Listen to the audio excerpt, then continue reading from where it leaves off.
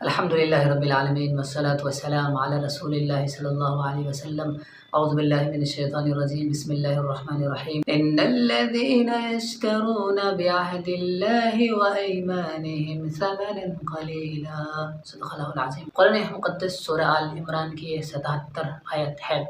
جس میں اللہ تبارک و تعالیٰ نے ہماری ذہنیت کو صاف اور کلیئر کرنے کا پیغام دیا ہے۔ سب سے پہلے اللہ تبارک و تعالیٰ نے اس میں یہودیوں کا ذکر کیا ہے، اور پھر اللہ تبارک و تعالیٰ نے اس امت کو پیغام میسج دیا ہے کہ دیکھنا یہودیوں کے راستے پر مت چلنا، ورنہ جو ان کا انجام ہوگا اور جس سے اللہ تبارک و تعالیٰ نے ان کو متنبہ کیا ہے، آگاہ کیا ہے، اگر تم بھی ان کے راستے پر چلو گے، ان کا طریقہ اپناؤ گے تو تم پر بھی وہ عذاب آئیں گے، اور ویسے اللہ تبارک و تعالیٰ تمہارے ساتھ معاملہ فرمائے گا۔ میں یہ بات بارہا کہہ چکا ہوں کہ قرآن مقدس پڑھنے سے زیادہ سمجھنے کی کتاب ہے، ورڈ بائی ورڈ، حرف بحرف قرآن سمجھنے کی ضرورت ہے۔ قرآن میں اللہ تبارک و تعالیٰ ایک بار نہیں، دو بار نہیں، ہزار بار نہیں، سینکڑوں بار یہ بات کہا ہے۔ وہ لوگ قرآن میں غور کیوں نہیں کرتے، عقل کیوں نہیں لڑاتے، بس سرسری طور پر پڑھتے چلے جاتے ہو؟ تو یہ قرآن مقدس کی اس آیت کو سمجھتے ہیں تو اللہ فرماتا ہے اعوذ باللہ من الشیطان الرجیم ان الذین یشترون بعہد اللہ وایمانہم ثمنا قلیلا۔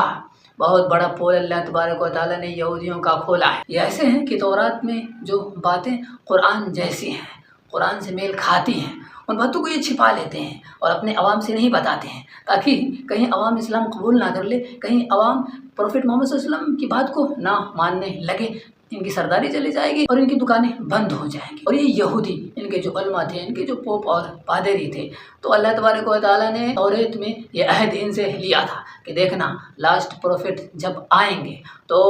ان پر ایمان لانا یہ ضروری ہو جائے گا،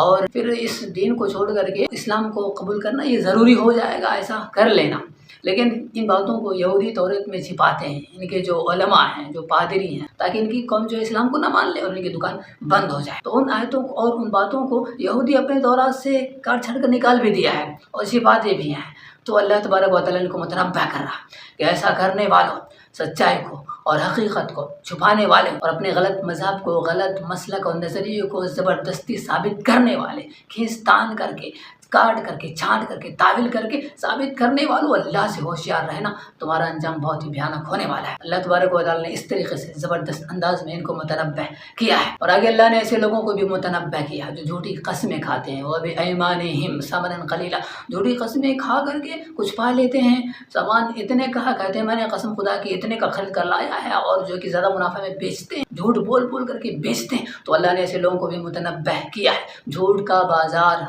بند کرو۔ کچھ پا لیتے ہو، کچھ کے چکر میں اپنے ضمیر کے بیچ دیتے ہو، اپنے ایمان کو بیچ دیتے ہو، اور اللہ کی آیتوں کا سودا کرتے ہو، اللہ کا سودا کرتے ہو۔ تو ایسے لوگوں کو اللہ نے متنبہ کیا، اور آگے اللہ فرماتا ہے اولئک، یہ ایسے لوگ ہیں لا خلق لهم فی الآخرۃ،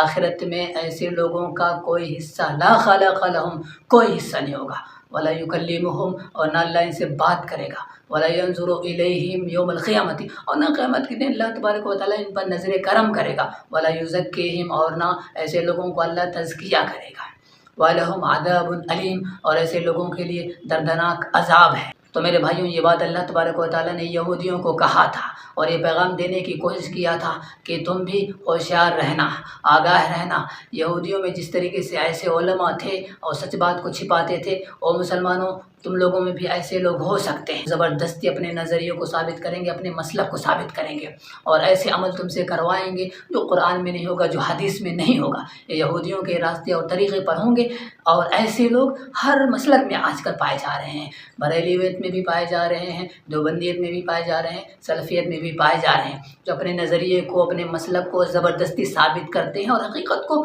چھپاتے ہیں۔ ابھی دیکھ لیجیے، 12 ربیع الاول کا موقع ہے، تو قرآن میں کہیں نہیں ہے، حضور پاک صلی اللہ علیہ وسلم نے نہیں منایا، صحابہ کرام رضی اللہ تعالیٰ عنہم نے نہیں منایا، بار بار ان کی زندگی میں 12 ربیع الاول آئے لیکن سیلیبریٹ نہیں کیا۔ لیکن اس دور میں یہ جو ایک طبقہ ہے اس کو بڑی دھوم دھام سے مناتے ہیں، اور اب تو بہت افراط تفریط اس میں ہو رہا ہے، ڈی جے بجتے ہیں، یہاں تک کہ ڈینس کی ویڈیو بھی سامنے آتی ہے، تو بہت غلط رخ پر اس وقت لوگ جا رہے ہیں۔ تو اور افسوس کی بات ہے کہ ان کے جو علماء قرآن سے ثابت کرتے ہیں، حدیث سے ثابت کرتے ہیں، صحابہ کرام رضی اللہ تعالیٰ عنہم کی زندگی سے ثابت کرتے ہیں، جبکہ ایسا کہیں کچھ بھی نہیں ہے۔ تو ظاہر سی بات ہے ایسے ہی یہودی کیا کرتے تھے، اور میں یہ نہیں کہہ رہا ہوں کہ صرف بریلی لوگ ایسا کرتے ہیں، بلکہ دیوبندیت سلفیت میں بھی ایسے مولوی علماء ہیں جو اپنے نظریے کو اس طریقے سے تعویل کر کے کھینچتان کے حدیث قرآن سے ثابت کرتے ہیں۔ تو ایسے سارے لوگ متنبہ ہو جائیں، سارے لوگ الرٹ ہو جائیں اور خدا کہ اس آیت سے جنگ نہ کریں اور جو کہ اللہ کی آیت کے خلاف نہ کریں۔ وجہ کیا ہے؟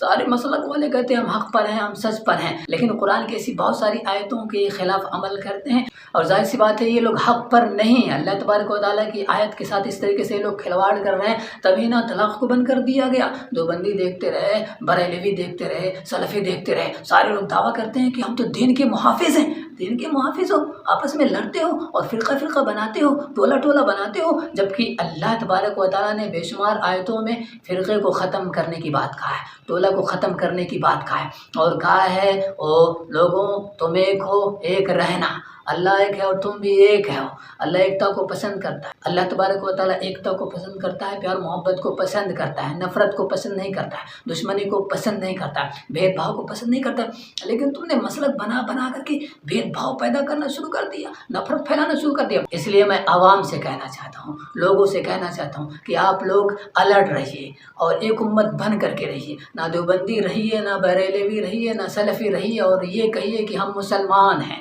ہم ایک اللہ کو ماننے والے ہیں، ایک نبی کو ماننے والے ہیں، ایک کتاب کو ماننے والے ہیں۔ آپ کٹرتا مت دکھاؤ، یہودیوں کے راستے پر آپ مت چلو، ان کو چھوڑو، ان کا دھندا چلے گا۔ ظاہر سی بات ہے یہودی یہ کام کیوں کیا کرتے تھے؟ تاکہ قرآن کی آیتوں کو چھپائیں گے، حقیقت کو چھپائیں گے تو ان کا دھندا چلے گا، ان کے پیٹ کا کام چلے گا اور ان کی سرداری رہے گی۔ لیکن اگر یہ سچ بتاتے ہیں تو لوگ مسلمان ہو جائیں گے اور ہمارا دکان بند ہو جائے گا۔ تو ایسے ہی سمجھیے یہ جو کچھ مولوی ٹائپ کے لوگ ہیں اور جو ہے کہ آپ کو کہتے ہیں صرف دیوبندی رہو، صرف بریلوی رہو، صرف اہل حدیث رہو، تاکہ ان کی دکانیں نہ بند ہو جائیں، مل جل کر کے سارے لوگ رہنے لگیں اور سچ بات کو لوگ سمجھنے لگیں، قرآن اور حدیث میں سرچ کرنے لگیں، میلاد النبی کہیں منانے کا ذکر ہے کہ نہیں ہے، فاتحہ کرنے کا کہیں ذکر ہے کہ نہیں ہے، یہ سب کچھ اگر لوگ سچائی جاننے لگے، قرآن حدیث میں تلاش کرنے لگے تو ظاہر سی بات ہے ان کی دکانیں بند ہو جائیں گی اور لوگ ان کی سچائی کو جان لیں گے۔ اور ایسی حرکتیں، ایسی چیزیں ہر مسلک میں پائے جاتے ہیں، میں صرف بریلیوں کو ٹارگٹ نہیں کر رہا ہوں، ہر جگہ پائے جا رہے ہیں۔ تو میں سب سے کہنا چاہ رہا ہوں،